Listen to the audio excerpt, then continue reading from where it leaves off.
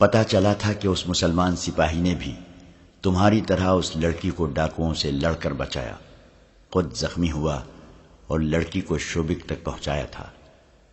تمہاری طرح اس نے بھی دھیان نہیں دیا تھا کہ وہ لڑکی کتنی خوبصورت ہے۔ لوزینہ بہت خوبصورت لڑکی تھی۔ میں یہ کہہ سکتی ہوں کہ میں تمہاری خاطر اپنی جان قربان کر دوں گی۔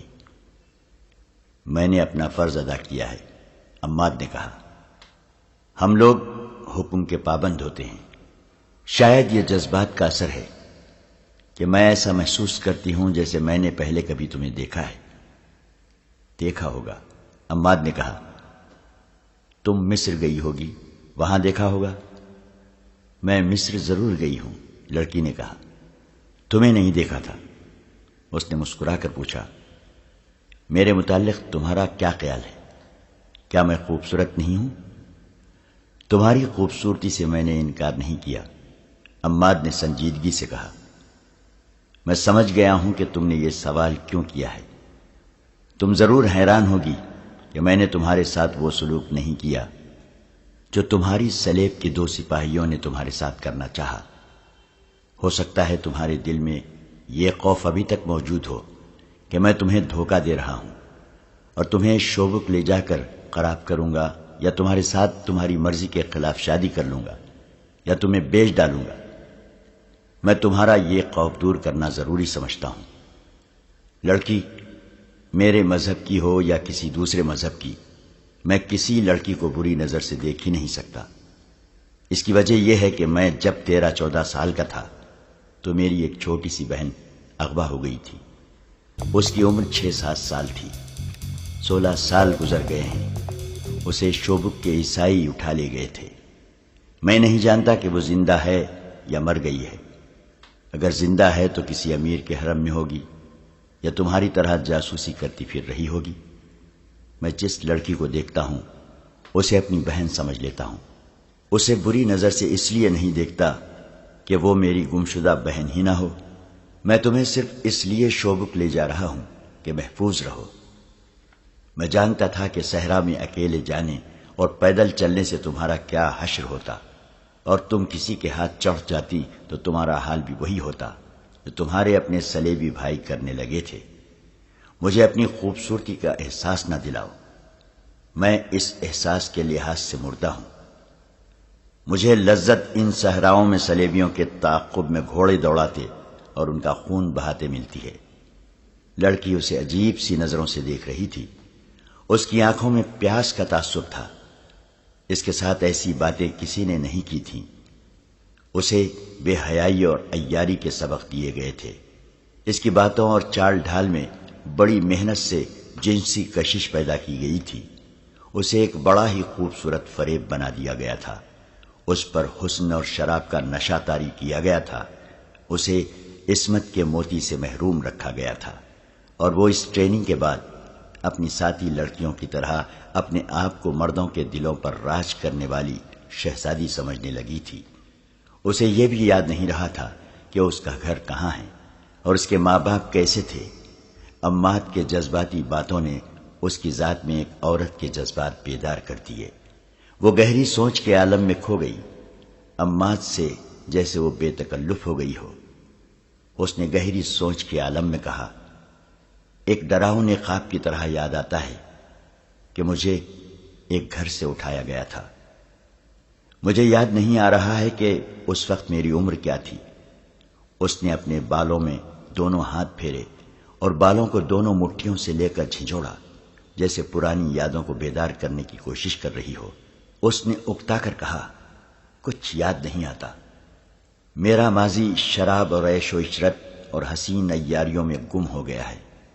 میں نے کبھی بھی نہیں سوچا کہ میرے والدین کون تھے اور کیسے تھے۔ مجھے کبھی ماں باپ کی ضرورت محسوس ہی نہیں ہوئی۔ میرے اندر جذبات تھے ہی نہیں۔ مجھے معلوم ہی نہیں کہ مرد باپ اور بھائی بھی ہو سکتا ہے۔ مرد مجھے اپنی تفریح کے استعمال کی چیز سمجھتے ہیں، لیکن میں مردوں کو استعمال کیا کرتی ہوں۔ جس پر میری خوبصورتی اور میری جوانی کا نشہ طاری نہ ہو، اسے میں حشیش اور شراب سے اپنا غلام بنا لیا کرتی ہوں۔ مگر اب تم نے جو باتیں کی ہیں، انہوں نے مجھ میں وہ حصیں بیدار کر دی ہیں جو ماں، باپ، بہن اور بھائی کا پیار مانگتی ہیں۔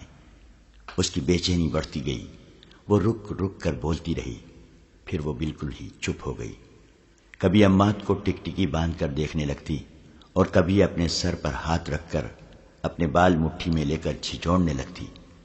وہ دراصل گمگشتہ ماضی اور حال کے درمیان بھٹک گئی تھی۔ عماد نے جب اسے کہا کہ اٹھو چلیں تو وہ بھولے بھالے معصوم سے بچے کی طرح اس کے ساتھ چل پڑی۔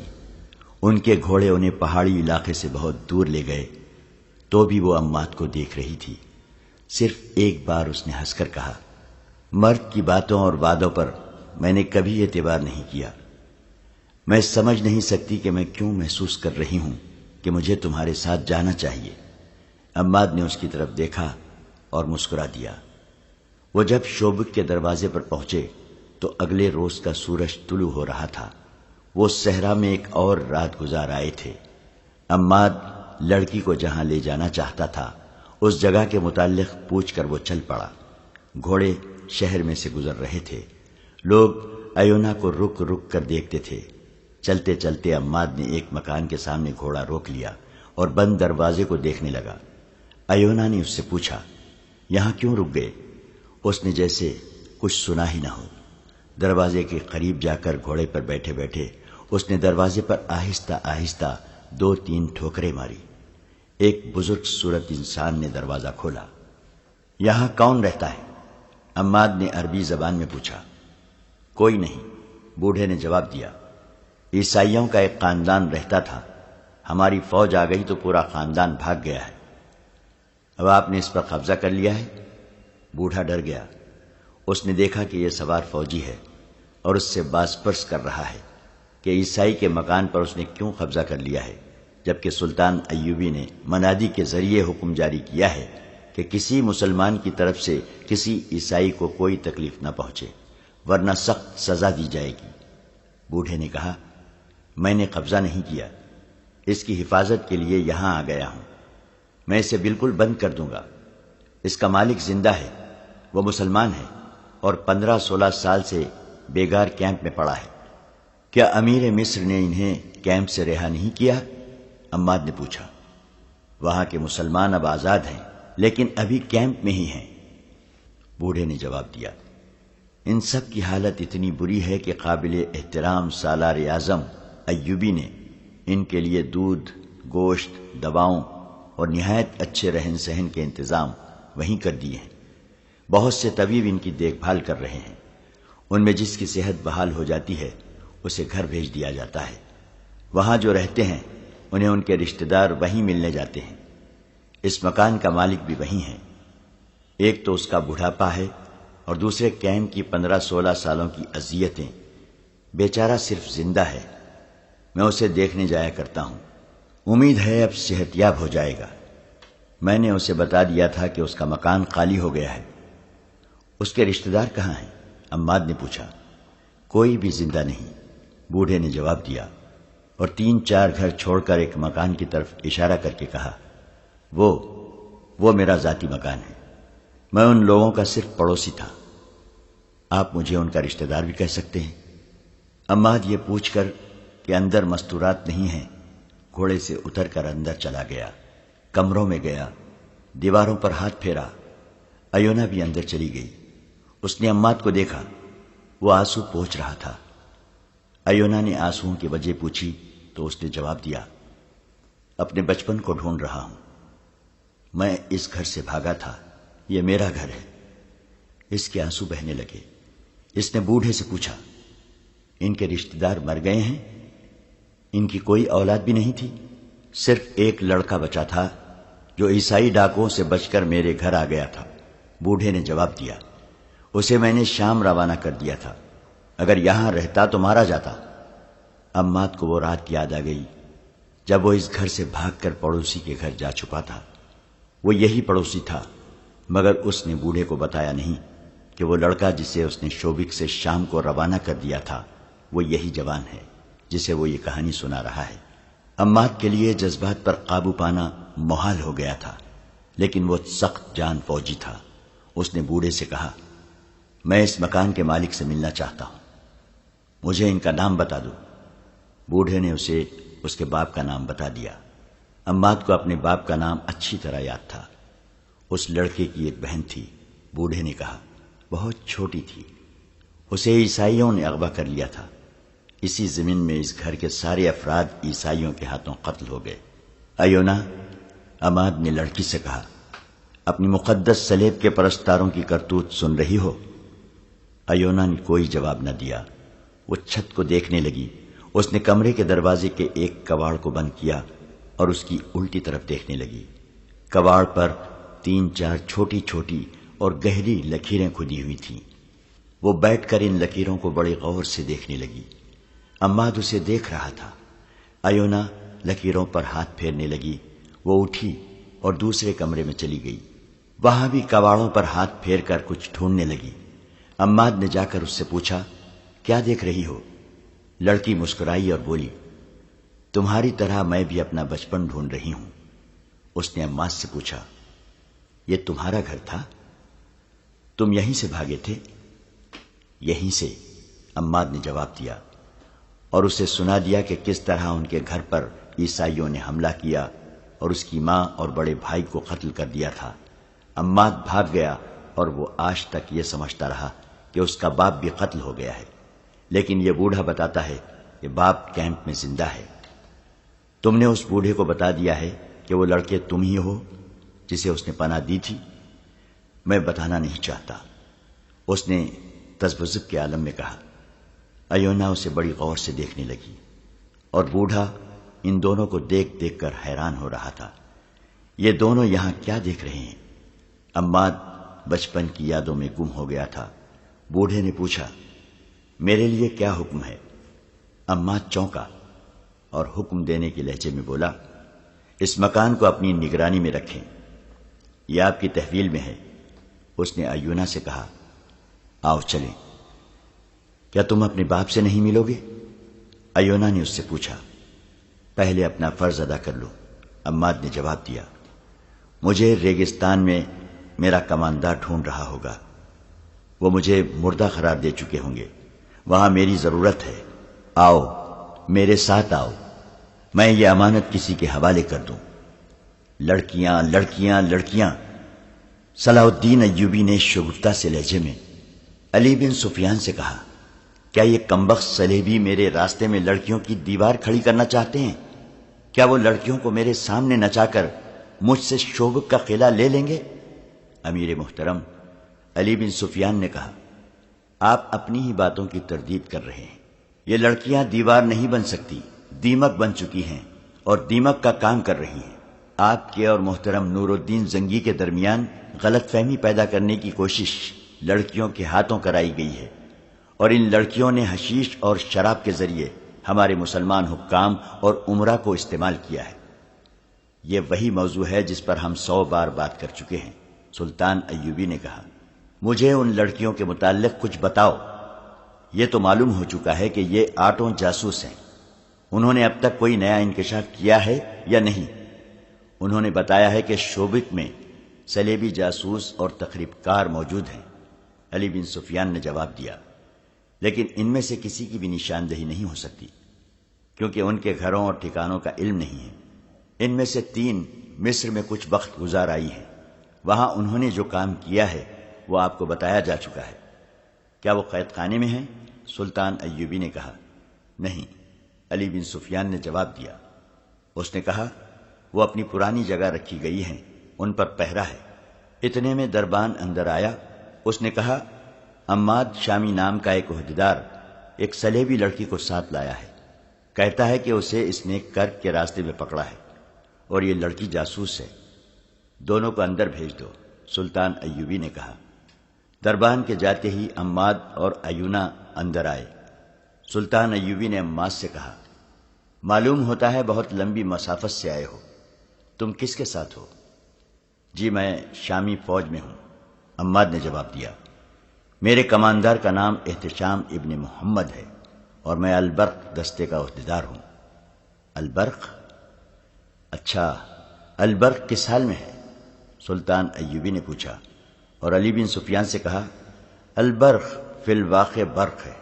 ہم نے جب سوڈانیوں پر شب کو مارے تھے تو البرق قیادت کر رہا تھا، صحرائی چھاپوں میں اس کی نظیر نہیں ملتی۔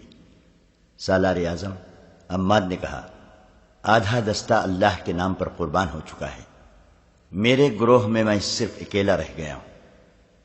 تم نے اتنی جانیں ضائع تو نہیں کی؟ سلطان ایوبی نے سنجیدگی سے پوچھا۔ مر جانے اور قربان ہونے میں بہت فرق ہے۔ نہیں سالار اعظم، عماد نے جواب دیا، خدائے ذوالجلال گواہ ہے کہ ہم نے ایک ایک جان کے بدلے میں 20 جانیں لی ہیں۔ اگر صلیبیوں کی فوج اپنے ٹھکانے پر پہنچ گئی تو وہ صرف چند ایک زخمی ہوں گے۔ فلسطین کی ریت کو ہم نے صلیبیوں کے خون سے لال کر دیا ہے۔ ہمارے دوسرے دستوں نے بھی دشمن پر پورا قہر برسایا ہے۔ دشمن میں اب اتنا دم نہیں رہا کہ وہ تھوڑے سے عرصے میں اگلی جنگ کے لیے تیار ہو جائے۔ اور تم؟ سلطان ایوبی نے لڑکی سے پوچھا، کیا تم پسند کرو گی کہ اپنے متعلق ہمیں سب کچھ بتا دو؟ سب کچھ بتاؤں گی، ایونا نے کہا اور اس کے آنسو بہنے لگے۔ عماد شامی، سلطان ایوبی نے عماد سے کہا، فوجی آرام گاہ میں چلے جاؤ، نہاؤ دھو، آج کے دن اور آج کی رات آرام کرو، کل واپس اپنے جیش میں چلے جانا۔ میں دشمن کے 2 گھوڑے بھی لایا ہوں، عماد نے کہا، ان کی تلواریں بھی ہے، گھوڑے استبل میں اور تلواریں اسلحہ خانے میں دے دو۔ سلطان ایوبی نے کہا اور ذرا سوچ کر کہا، اگر ان گھوڑوں میں کوئی تمہارے گھوڑے سے بہتر ہو تو بدل لو۔ باہر کے محاذ پر گھوڑوں کی کیا حالت ہے؟ کوئی پریشانی نہیں، عماد نے بتایا، اپنا ایک گھوڑا ضائع ہوتا ہے تو ہمیں صلیبیوں کے 2 گھوڑے مل جاتے ہیں۔ عماد سلام کر کے باہر نکل گیا۔ اس نے امانت صحیح جگہ پہنچا دی تھی۔ ادھر سے تو وہ فارغ ہو گیا، لیکن اس کے دل پر بوجھ تھا۔ یہ جذبات کا بوجھ تھا، یہ بچپن کی یادوں کا بوجھ تھا، اور یہ اس بات کی محبت کا بوجھ تھا جو کیمپ میں پڑا تھا۔ وہ تذبذب میں مبتلا تھا۔ جنگ ختم ہونے تک وہ باپ سے ملنا نہیں چاہتا تھا۔ ڈر تھا کہ باپ کی محبت اور دل کے پرانے زخم اس کے فرض کے راستے میں حائل ہو جائیں گے۔ وہ اپنے گھوڑے کے پیچھے 2 گھوڑے باندھے استبل کی طرف جا رہا تھا۔ اسے ماحول کا کوئی ہوش نہیں تھا۔ گھوڑا اسے ایک گھاٹی پر لے گیا۔ اس نے سامنے دیکھا، شوبک کا قصبہ اسے نظر آ رہا تھا۔ وہ رک گیا اور اس قصبے کو دیکھنے لگا جہاں وہ پیدا ہوا تھا اور جہاں سے جلا وطن ہوا تھا۔ اس پر جذبات نے رقت طاری کر دی۔ راستے سے ہٹ کر رکو سوار، اسے کسی کی آواز نے چونکا دیا۔ اس نے گھوم کر دیکھا، پیچھے ایک گھوڑ سوار دستہ آ رہا تھا۔ اس نے گھوڑے ایک طرف کر لیے۔ جب دستے کا اگلا سوار اس کے قریب سے گزرا تو عماد سے پوچھا، باہر سے آئے ہو؟ وہاں کی کیا خبر ہے؟ اللہ کا کرم ہے دوستو، اس نے جواب دیا، دشمن ختم ہو رہا ہے، شوبک کو کوئی خطرہ نہیں۔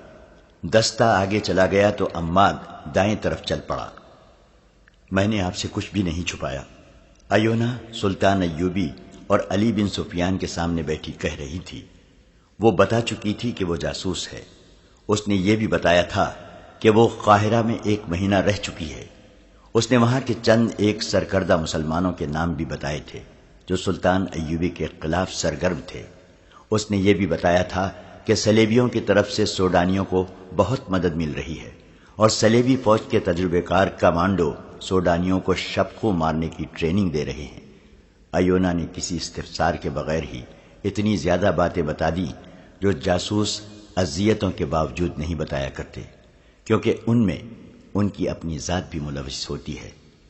اس سے علی بن سفیان شک میں پڑ گیا۔ ایونا، علی بن سفیان نے اس سے کہا، میں بھی تمہارے فن کا فنکار ہوں۔ میں تمہیں خراج تحسین پیش کرتا ہوں کہ تم اونچے درجے کی فنکار ہو۔ ہمارے تشدد اور قید خانے سے بچنے اور ہمیں گمراہ کرنے کا تمہارا طریقہ قابل تعریف ہے، مگر میں اس دھوکے میں نہیں آ سکتا۔ آپ کا نام؟ ایونا نے پوچھا۔ علی بن سفیان، علی نے جواب دیا۔ تم نے شاید ہرمن سے میرا نام سنا ہوگا۔ ایونا اٹھی اور آہستہ آہستہ علی بن سفیان کے قریب جا کر 2 زانوں بیٹھ گئی۔ اس نے علی بن سفیان کا دایاں ہاتھ اپنے ہاتھ میں لیا اور ہاتھ چوم کر بولی، آپ کو زندہ دیکھ کر مجھے خوشی ہوئی ہے۔ آپ کے متعلق مجھے بہت کچھ بتایا گیا تھا۔ ہر من کہا کرتا تھا کہ علی بن سفیان مر جائے تو ہم مسلمانوں کی جڑوں میں بیٹھ کر نہیں، جنگ کے بغیر ختم کر سکتے ہیں۔ لڑکی اٹھ کر اپنی جگہ بیٹھ گئی۔ میں نے قاہرہ میں آپ کو دیکھنے کی بہت کوشش کی تھی، مگر دیکھ نہ سکی۔ میری موجودگی میں آپ کے قتل کا منصوبہ تیار ہوا تھا۔ پھر مجھے نہیں بتایا گیا کہ یہ منصوبہ کامیاب ہوا تھا یا نہیں۔ مجھے شوبک بلا لیا گیا تھا۔ ہم کس طرح یقین کر لیں کہ تم نے جو کچھ کہا ہے سچ کہا ہے؟ علی بن سفیان نے پوچھا۔ آپ مجھ پر اعتبار کیوں نہیں کرتے؟ لڑکی نے جھنجھلا کر کہا۔ اس لیے کہ تم سلیبی ہو، سلطان ایوبی نے کہا۔ اگر میں آپ کو یہ بتا دوں کہ میں سلیبی نہیں مسلمان ہوں تو آپ کہیں گے کہ یہ بھی جھوٹ ہے، لڑکی نے کہا۔ میرے پاس کوئی ثبوت نہیں۔ 16-17 سال گزرے، میں اسی قصبے سے اغوا ہوئی تھی۔ یہاں آ کر مجھے پتا چلا کہ میرا باپ کیمپ میں ہے۔ اس نے اپنے باپ کا نام بتایا اور یہ بھی بتایا کہ اسے اپنے باپ کا نام اب معلوم ہوا ہے۔ اس نے سنایا کہ عماد نے اسے کس طرح صحرا سے بچایا تھا اور وہ رات کو اسے قتل کرنے لگی، مگر اس کا خنجر والا ہاتھ اٹھتا ہی نہیں تھا۔ اس نے کہا، میں نے دن کے وقت اس کے چہرے پر اور اس کی آنکھوں میں نظر ڈالی تو میرے دل میں کوئی ایسا احساس بیدار ہو گیا جس نے مجھے شک میں ڈال دیا کہ میں عماد کو پہلے سے جانتی ہوں یا اسے کہیں دیکھا ضرور ہے۔ مجھے یاد نہیں آ رہا تھا۔ میں نے اس سے پوچھا تو اس نے کہا کہ ایسے نہیں ہو سکتا۔ رات کو 2 صلیبی سپاہیوں نے مجھ پر حملہ کیا تو عماد جاگ اٹھا۔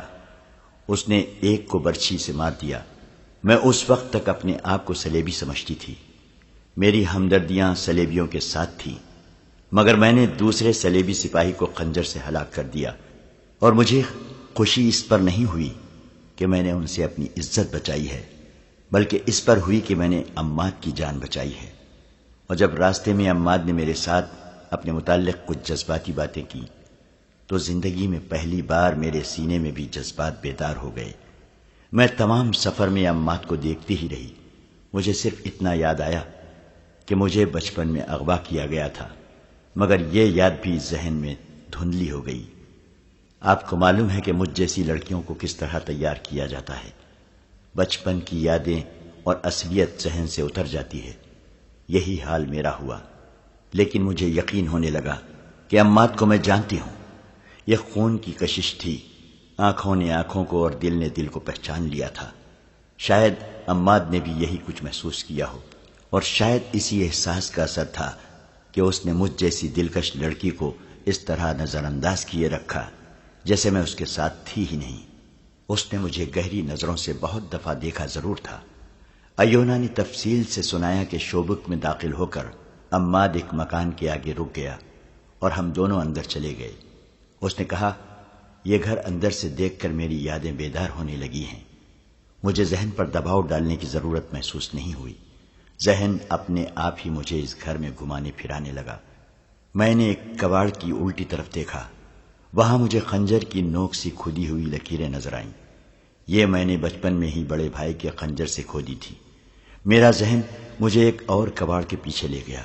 وہاں بھی ایسی ہی لکیریں تھیں۔ پھر میں نے عماد کو اور زیادہ غور سے دیکھا۔ داڑھی کے باوجود اس کی 16-17 سالہ پرانی صورت یاد آ گئی۔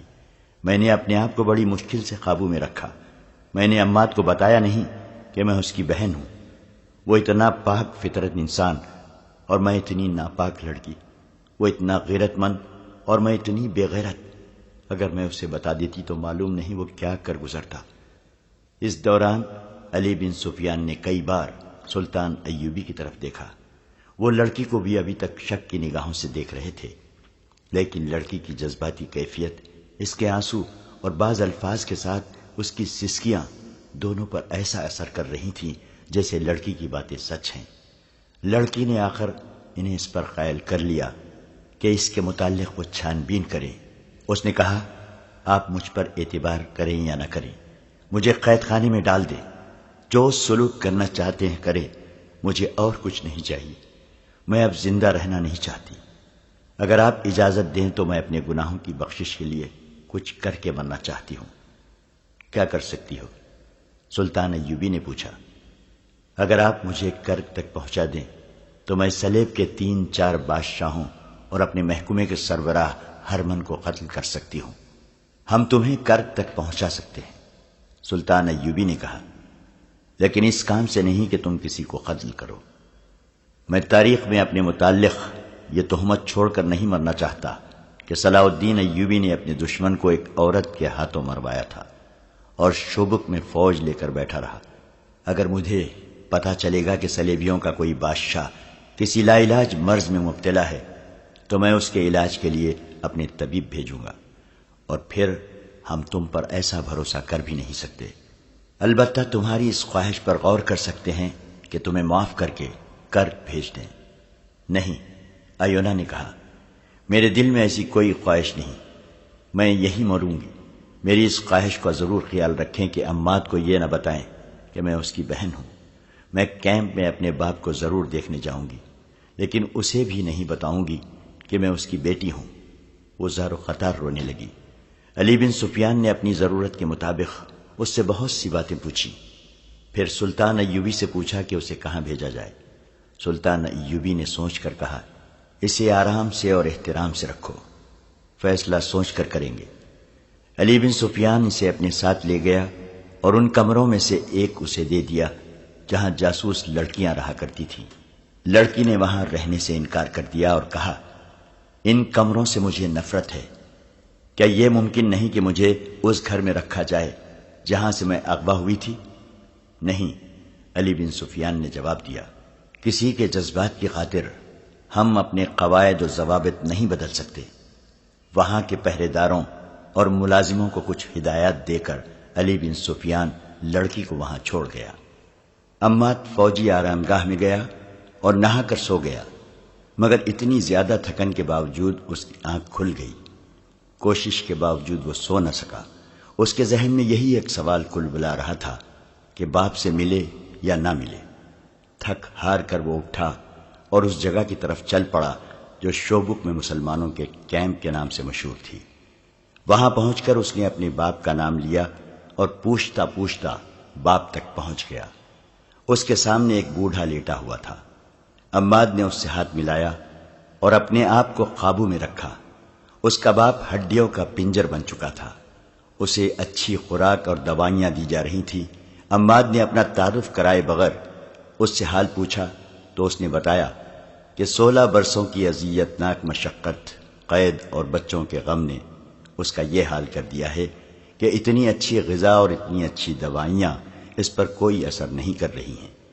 باپ دھیمی آواز میں عماد کو اپنا حال سنا رہا تھا، لیکن عماد 16-17 سال پیچھے چلا گیا تھا۔ اسے باپ کی صورت اچھی طرح یاد تھی۔ اب اس کے سامنے جو باپ لیٹا ہوا تھا، اس کے چہرے کی ہڈیاں باہر نکل آئی تھیں، پھر بھی اسے پہچاننے میں عماد کو ذرہ بھر بھی دقت نہ ہوئی۔ اس نے کئی بار سوچا کہ اسے بتا دے کہ وہ اس کا بیٹا ہے۔ اس نے عقل مندی کی کہ نہ بتایا۔ اس نے 2 خطرے محسوس کیے تھے، ایک یہ کہ باپ یہ خوشگوار دھچکا برداشت نہیں کر سکے گا، اور دوسرا یہ کہ اگر اس نے برداشت کر لیا تو اس کے لیے رکاوٹ بن جائے گا، اور یہ بھی ہو سکتا ہے کہ وہ محاذ پر جانے لگے تو یہ صدمہ اسے لے بیٹھے۔ وہ باپ سے ہاتھ ملا کر چلا گیا۔ وہ آرام گاہ میں واپس گیا تو اسے حکم ملا کہ مرکز اسے ابھی یہیں رکھنا چاہتا ہے، اس لیے وہ ہر وقت آرام گاہ میں حاضر رہے۔ وہ بہت ہی حیران ہوا کہ مرکزی کمان کو اس کے ساتھ کیا کام ہو سکتا ہے۔ یہ حکم علی بن سفیان نے ایونا کے متعلق چھان بین کرنے کے سلسلے میں بھیجا تھا۔ وہ دیکھنا چاہتا تھا کہ ایونا کی کہانی کہاں تک سچ ہے۔ وہ کیمپ میں گیا۔ ایونا نے اسے اپنے باپ کا نام بتا دیا تھا جو اسے عماد سے معلوم ہوا تھا۔ علی بن سفیان نے باپ سے تصدیق کرا لی کہ اس کی بچی اغوا ہوئی تھی۔ بڑا بیٹا اور بیوی مارے گئے اور چھوٹا بیٹا اس کے پڑوسی کے ہاں چلا گیا تھا جس کے متعلق اسے کیمپ میں اطلاع ملی تھی کہ شوبک سے نکلوا دیا گیا ہے۔ آدھی رات کا عمل ہوگا۔ ایونا بستر سے اٹھی۔ اس وقت تک اسے نیند نہیں آئی تھی۔ اس نے علی بن سفیان کے رویے سے محسوس کر لیا تھا کہ اس پر اعتبار نہیں کیا گیا، اور اب نہ جانے اس کا انجام کیا ہوگا۔ وہ سوچ رہی تھی کہ وہ کس طرح یقین دلائے کہ اس نے جو آپ بیتی سنائی ہے وہ جھوٹ نہیں۔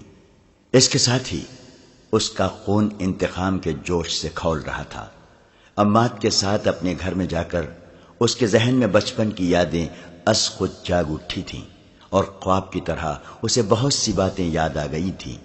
اسے یہ بھی یاد آ گیا تھا کہ اسے اغوا کے بعد بے تحاشا پیار، کھلونوں اور نہایت اچھی خوراک سے یہ روپ دیا گیا تھا۔ پھر اسے وہ گناہ یاد آئے جو اس سے کرائے گئے تھے، اور وہ سراپا گناہ بن گئی تھی۔ وہ انتقام لینے کو بے تاب ہوئی جا رہی تھی۔ اس جذباتی حالت نے اسے سونے نہیں دیا تھا۔ اس ذہنی کیفیت میں باپ سے ملنے کی خواہش بھی شدت اختیار کرتی جا رہی تھی۔ وہ باہر نہیں نکل سکتی تھی۔ باہر 2 پہرے دار ہر وقت ٹہلتے رہتے تھے۔ اس کا دماغ اب سوچنے کے قابل نہیں رہا تھا۔ وہ اب جذبات کے زیر اثر تھی۔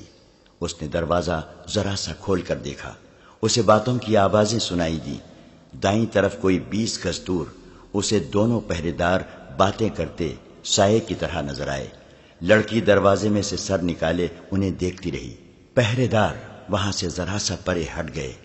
وہاں لڑکی نے دبے پاؤں باہر نکل کر اس عمارت کے اوٹ میں ہو گئی۔ آگے گھاٹی اترتی تھی، وہ بیٹھ گئی اور پاؤں پر سرکتی گھاٹی اتر گئی۔ اب اسے پہرے دار نہیں دیکھ سکتے تھے۔ اسے معلوم تھا کہ مسلمانوں کا کیمپ کہاں ہے۔ اسے یہ بھی معلوم ہو چکا تھا کہ اب یہ کیمپ قید خانے سے مہمان خانہ بن گیا ہے، اس لیے اسے یہ خطرہ نہیں تھا کہ وہاں کوئی سنتری اسے روک لے گا۔ وہ باپ کو ملنے جا رہی تھی جس کا اسے صرف نام معلوم تھا۔ وہ تیز تیز جا رہی تھی کہ اسے پیچھے سے کسی کے قدموں کی آہٹ سنائی دی۔ اس نے پیچھے دیکھا مگر کوئی نظر نہ آیا۔ اس آہٹ کو وہ اپنے قدموں کی آہٹ سمجھ کر چل پڑی، لیکن یہ کسی اور کی آہٹ تھی۔ ایک تنومند آدمی وہیں سے ان کے پیچھے چل پڑا تھا جہاں سے وہ گھاٹی اتری تھی۔ ایونا کو یہ آہٹ ایک بار پھر سنائی دی۔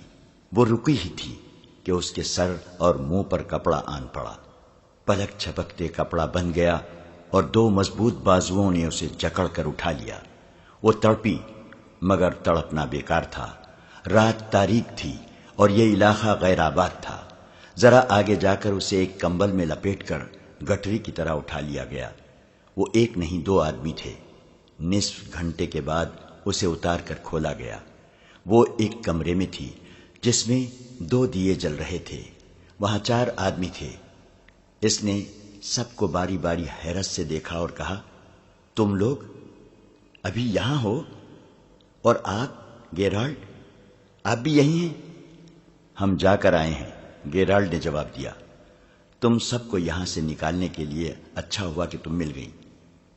یہ وہ 40 صلیبی تھے جنہیں کرک سے اس کام کے لیے بھیجا گیا تھا کہ جاسوس لڑکیاں جو مسلمانوں کے قبضے میں رہ گئی ہیں انہیں وہاں سے نکال لیں اور شوبک میں اپنے جو جاسوس رہ گئے ہیں انہیں وہاں منظم کریں، اور اگر ممکن ہو تو وہاں تخریب کاری بھی کریں۔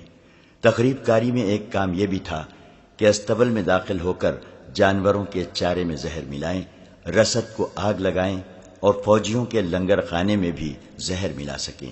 اس گروہ کا کمانڈر گیرالڈ نام کا ایک برطانوی تھا جو تباہ کار جاسوسی کا ماہر سمجھا جاتا تھا۔ ایونا اسے بہت اچھی طرح جانتی تھی، بلکہ اس کی شاگرد رہ چکی تھی، اور اس کے ساتھ اس کی دوستانہ بے تکلفی بھی تھی۔ اسے دیکھ کر ایونا کا خون نفرت اور انتقام کے جوش سے کھول اٹھا، لیکن وہ فوراً سنبھل گئی۔ یہ موقع نفرت کے اظہار کا نہیں تھا۔ گیرالڈ تو ایسا گمان بھی نہیں کر سکتا تھا کہ ایونا بالکل بدل گئی ہے۔ اس نے ایونا سے پوچھا کہ وہ کہاں جا رہی تھی۔ اس نے کہا کہ اسے فرار کا موقع مل گیا تھا، اس لیے وہ فرار ہو رہی تھی۔ گیرالڈ نے اسے بتایا کہ وہ چھاپا مار جاسوسوں کا ایک گروہ کرک کے مظلوم مسلمانوں کے بحروپ میں یہاں لایا ہے۔ ان دنوں شوبک کے حالات ایسے تھے کہ یہ گروہ آسانی سے ایک ہی گروہ کی صورت میں شہر میں آ گیا تھا۔ جنگ کی وجہ سے لوگ آ جا رہے تھے۔ ارد گرد کے دیہات کے مسلمان بھی شہر میں آ رہے تھے۔ اسی دھوکے میں یہ گروہ بھی آ گیا۔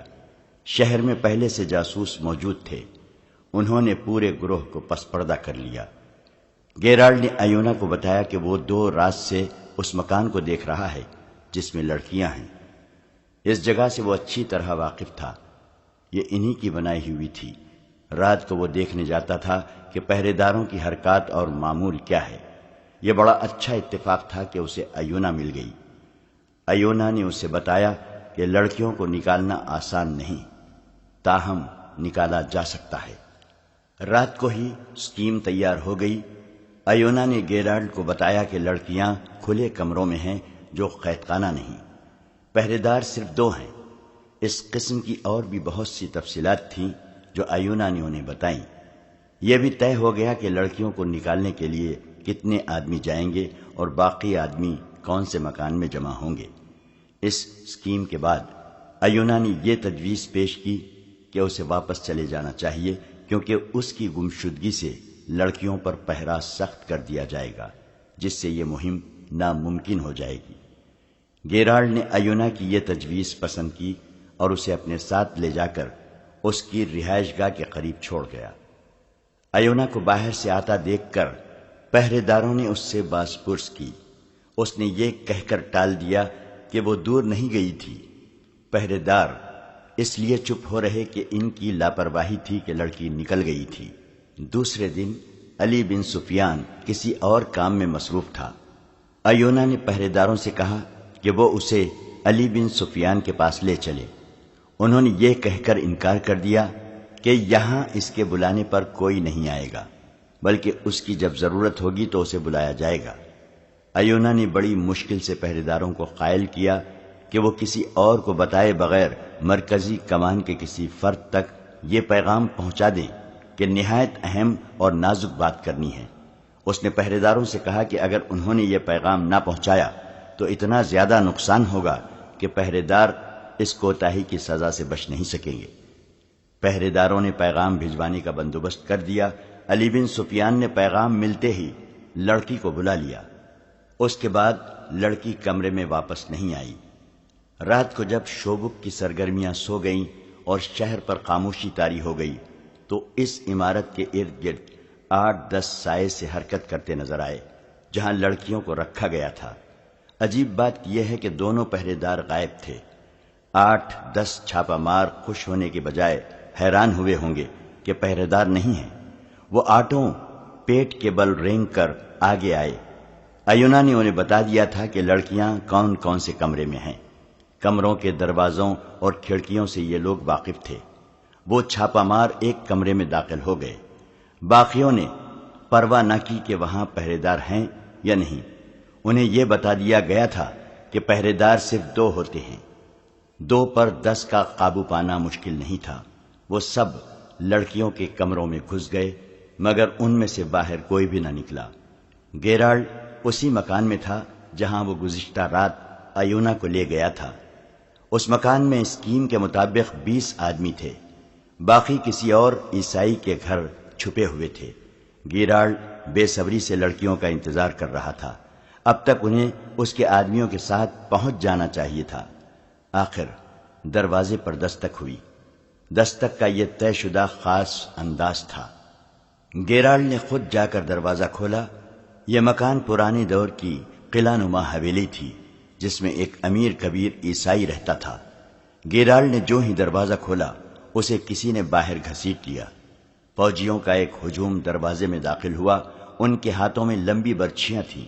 فوجی تیز و تند سیلاب کی طرح اندر چلے گئے۔ ایک وسیع کمرے میں بیٹھے ہوئے 20 صلیبی چھاپا مار جاسوسوں کو سنبھلنے کا موقع نہ ملا۔ ان سے ہتھیار لے لیے گئے اور انہیں گھر کے مالک اور اس کے کنبے سمیت باہر لے گئے۔ ایسا ہی ہلہ اس مکان پر بھی بولا گیا جہاں باقی صلیبی چھاپا مار تیار بیٹھے تھے۔ یہ دونوں چھاپے بیک وقت مارے گئے۔ اسی رات 10-11 مکانوں پر چھاپے مارے گئے۔ یہ سرگرمی رات بھر جاری رہی۔ مکانوں کی تلاشی لی گئی اور صبح کے وقت علی بن سفیان نے سلطان ایوبی کے سامنے جو لوگ کھڑے کیے ان میں ایک تو گیرالڈ اور اس کے 40 چھاپا مار تھے، اور تقریباً اتنی ہی تعداد ان جاسوسوں اور تخریب کاروں کی تھی جنہیں دوسرے مکانوں سے گرفتار کیا گیا تھا۔ ان مکانوں سے جو سامان برآمد ہوا اس میں بے شمار ہتھیار، زہر کی بہت سی مقدار، تیروں کا ذخیرہ، آتش گیر مادہ اور بہت سی نقدی برآمد ہوئی۔ یہ کارنامہ ایونا کا تھا۔ اس نے گیرالڈ کے ساتھ اسکیم بنائی تھی اور اس سے ان تمام جاسوسوں کے ٹھکانے معلوم کر لیے تھے جو شوبک میں چھپے ہوئے تھے۔ گیرالٹ کو اس پر مکمل اعتماد تھا۔ ایونا رات کو ہی واپس آ گئی اور صبح اس نے تمام تر اسکیم علی بن سفیان کو بتا دی اور جاسوسوں کے ٹھکانوں کی بھی نشاندہی کر دی۔ علی بن سفیان کے جاسوس دن کے سارے ٹھکانے دیکھ آئے تھے۔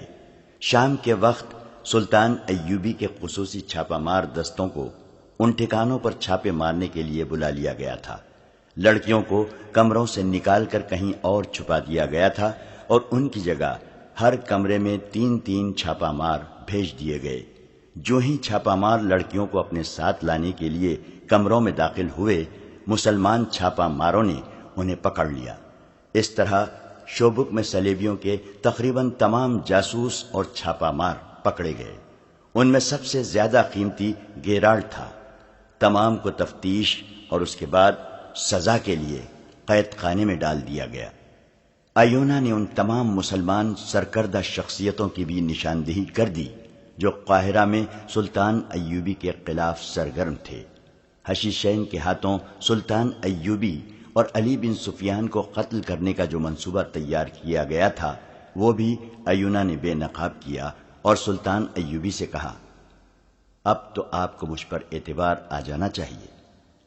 وہ منظر بڑا ہی جذباتی اور رقت انگیز تھا جب عماد کو بتایا گیا کہ ایونا اس کی بہن ہے، اور جب بہن بھائی کو ان کے باپ کے سامنے کھڑا کیا گیا تو جذبات کی شدت سے بوڑھا باپ بے ہوش ہو گیا۔ ہوش میں آنے کے بعد اس نے بتایا کہ اس کی بیٹی کا نام عائشہ ہے۔ سلطان ایوبی نے اس خاندان کے لیے خاص وظیفہ مقرر کیا اور علی بن سفیان کے محکومے کے لیے حکم جاری کیا کہ تمام جاسوس لڑکیوں کے متعلق چھان بین کی جائے۔ صلیبیوں نے دوسری لڑکیوں کو بھی مسلمان گھرانوں سے اغوا کیا ہوگا۔ سلطان نے حکم میں کہا کہ ان میں جو مسلمان ہیں ان کے خاندان ڈھونڈے جائیں اور لڑکیوں کو ان کے حوالے کیا جائے۔ سلطان ایوبی کی فوج بہت بڑے خطرے سے محفوظ ہو گئی۔ شوبک سے دور کے محاذ کی قبریں امید افزا تھیں، لیکن فوری ضرورت یہ تھی کہ بکھرے ہوئے دستوں کو یکجا کیا جائے۔ اس مقصد کے لیے سلطان ایوبی نے شوبک کا فوجی نظام اپنے معاونوں کے حوالے کر کے اپنا ہیڈ کوارٹر شوبک سے دور صحرا میں منتقل کر لیا۔ اس نے برق رفتار قاصدوں کی ایک فوج اپنے ساتھ رکھ لی۔ اس کے ذریعے اس نے 1 ماہ میں بکھرے ہوئے دستے ایک دوسرے کے قریب کر لیے۔ اس کے بعد انہیں 3 حصوں میں تقسیم کر کے شوبک کا دفاع اسی طرح منظم کر دیا جس طرح قاہرہ کا کیا تھا۔ سب سے دور سرحدی دستے تھے جس کے سوار گشت کرتے تھے۔ ان سے 5-6 میل پیچھے فوج کا دوسرا حصہ خیمہ زن کر دیا گیا اور تیسرے حصے کو متحرک رکھا۔ کرک میں اکٹھی ہونے والی فوج کی کیفیت ایسی تھی کہ فوری حملے کے قابل نہیں تھی۔ ادھر سلطان ایوبی نے بھرتی کی رفتار تیز کر دی اور نئی بھرتی کی ٹریننگ کا انتظام کھلے صحرا میں کر دیا۔ اس نے علی بن سفیان سے کہا کہ وہ کرک میں اپنے جاسوس بھیجے جو وہاں کی اطلاعیں لانے کے علاوہ یہ کام بھی کریں کہ وہاں کے رہنے والے مسلمان نوجوانوں کو کرک سے نکلنے اور یہاں آ کر فوج میں شامل ہونے کی ترغیب دیں۔